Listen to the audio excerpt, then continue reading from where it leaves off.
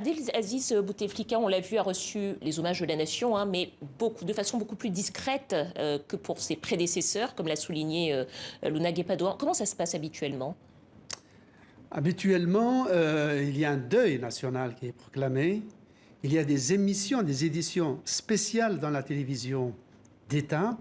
Il y a des nécrologies circonstanciées qui sont publiées dans la presse.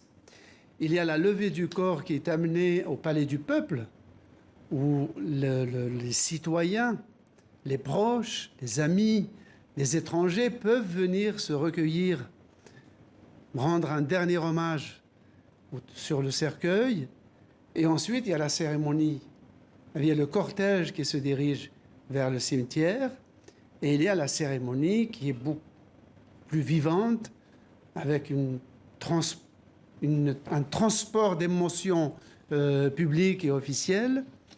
Bref, ce sont des enterrements qui marquent la journée en général. Marque la journée, oui. Et là, alors, comment expliquer ce service minimum, finalement, pour les funérailles de quelqu'un qui est tout de même un ancien chef d'État? Et pas n'importe quel chef d'État. C'est le seul chef d'État qui a exercé 4 mandats. C'est-à-dire, sur les 60 ans d'indépendance de l'Algérie, Abdelaziz Bouteflika en a occupé un tiers de l'histoire de l'Algérie indépendante, où il était dans la fonction du président. Alors pourquoi si peu? Donc, ces obsèques se sont déroulées de façon expéditive,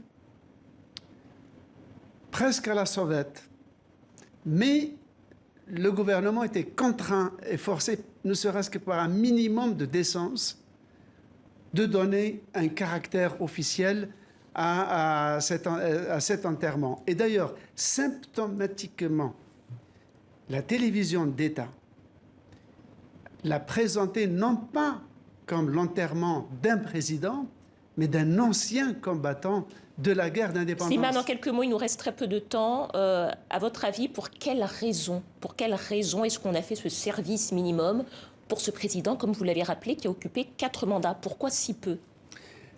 Parce que toute son équipe qui était avec lui est aujourd'hui en prison. Et aujourd'hui même, au moment où il était mort, son ancien Premier ministre était convoqué par la justice.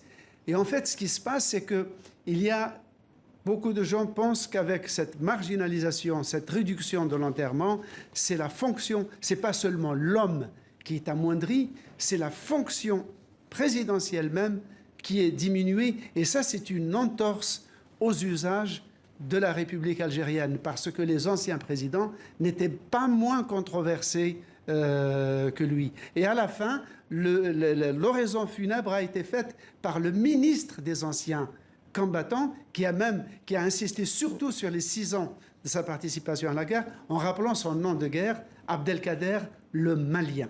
Merci beaucoup, Slimane Zeguidour, éditorialiste à TV5 Monde. Merci à vous.